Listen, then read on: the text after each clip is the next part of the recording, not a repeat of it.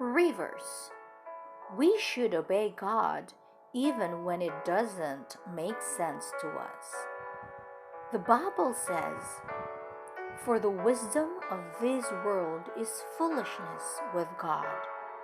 For it is written, He catches the wise in their own craftiness. And again, the Lord knows the thoughts of the wise, that they are futile."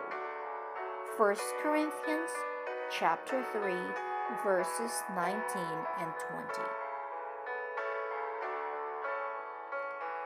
Look at the two pictures of rivers. How is the water in one river different from the water in the other river? The water in one river is beautiful blue, and the water in the other river looks quite dirty and brown. Now, why are those two rivers so different? You can see that it is a beautiful sunny day in both places. There is nice blue sky and white fluffy clouds. Let's think about it for a little bit. Is there a river or stream near your home? Probably most of the time the water in it is fairly clear. But have you ever seen that same river or stream after a big storm came and there was a heavy rain? Did the water look so clean anymore? No.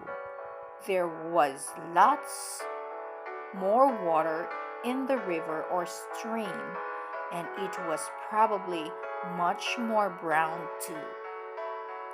So why does a river turn brown after a big rainstorm? It's because the rain washes lots of dirt into the river. Also, the water is moving faster, and the dirt can't settle down to the bottom. That's probably why the water is so brown in the picture.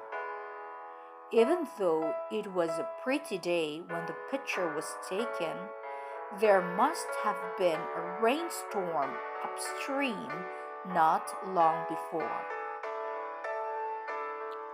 Now that you know why the rivers look different, which would you rather use for taking a bath? The clean one or the one with all the dirt in it? The clean one, of course. It wouldn't make sense to take a bath in the dirty river. That's what Naaman thought too, when Elisha told him to wash in the Jordan River 7 times to cure his leprosy. At first, Naaman said he wouldn't do it because the rivers in his country were much better. But when he finally did what God's prophet said, he was healed. Sometimes God asks us to do things that don't seem to make sense. But it is always better to obey God than to do what we think is right. He knows much better than we do, and He always wants what's best for us. Let's always obey Him, whether it makes sense to us or not.